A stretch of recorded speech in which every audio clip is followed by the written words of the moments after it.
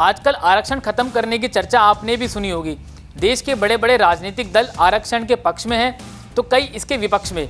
ऐसे में अब इससे जुड़े कुछ आंकड़े जारी हुए हैं जो आपको हैरान कर देंगे।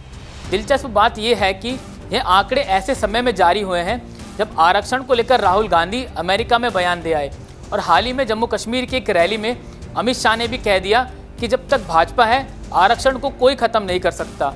लेकिन अब यह आंकड़े बहुत कुछ बयां कर रहे हैं और साथ ही कानून व्यवस्था की सच्चाई को सामने ला रहे हैं।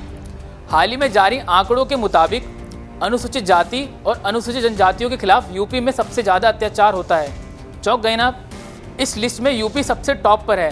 यूपी के अलावा और कई राज्य हैं जहाँ इन जनजातियों के खिलाफ अत्याचार के मामले कहीं ज़्यादा हैं। आइए बताते हैं कि अनुसूचित जाति और अनुसूचित जनजातियों के खिलाफ किस राज्य में अत्याचार के कितने मामले दर्ज हैं। सरकारी रिपोर्ट्स के अनुसार 2022 में अनुसूचित जातियों के खिलाफ अत्याचार के मामलों में करीब 97.7% मामले 13 राज्यों से सामने आए हैं। इनमें उत्तर प्रदेश, राजस्थान और मध्य प्रदेश में ऐसे अपराधियों की सबसे अधिक संख्या दर्ज की गई है। ये आंकड़े एक सरकारी रिपोर्ट से सामने आए हैं। सबसे बड़ी चिंता की बात यह है कि इन सभी केस में सजा की दर में गिरावट दर्ज की गई है। वहीं 14 राज्यों के आधे से अधिक जिलों में मामलों के निपटारे में तेजी लाने के लिए विशेष अदालतों की स्थापना भी नहीं की गई।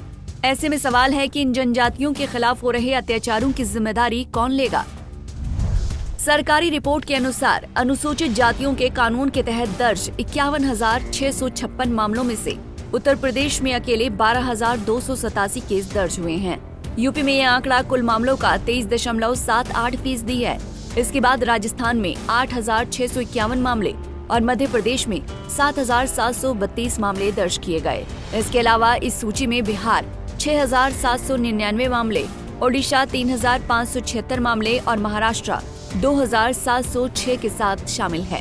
रिपोर्ट के अनुसार साल 2022 में अनुसूचित जाति और अनुसूचित जनजाति अधिनियम के तहत अनुसूचित जातियों के सदस्यों के खिलाफ अत्याचार के अपराधों से संबंधित कुल मामलों 52,866 में से 51,656 का पंजीकरण 13 राज्यों में हुआ है, यानी कुल 97.7%।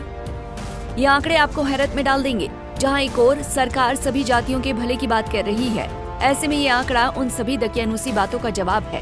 राजनीतिक पार्टियां इस पर अपनी रोटी सेकने में लगी हैं। आरक्षण को भी अब चुनावी मुद्दे में शामिल कर लिया है, पर यह सच्चाई किसी राजनीतिक दल को नहीं दिखती। एक तरफ जहां योगी सरकार दलितों का मसीहा बनने की बात करती है, तो वहीं दूसरी तरफ उसी सरकार में उनके खिलाफ अत्याचार के सबसे ज्यादा मामले हैं। रिपोर्ट में सबसे ज्यादा चिंताजनक बात इस कानून के तहत मामलों में सजा की दर में आई गिरावट है। दर्ज हुए इन मामलों में सजा की दर में बेहद गिरावट आई है। रिपोर्ट में इस कानून के तहत मामलों को निपटारे के लिए स्थापित विशेष अदालतों की अपर्याप्त संख्या की ओर भी ध्यान दिलाया गया। इन आंकड़ों ने भारतीय न्याय व्यवस्था पर भी सवाल खड़े कर दिए हैं। 2022 में सजा की दर 2022 के 39.2% से गिरकर 32.4% रह गई। 14 राज्यों के 498 जिलों में से केवल 194 ने ही इन मामलों के निपटारे में तेजी लाने के लिए विशेष अदालतें स्थापित की।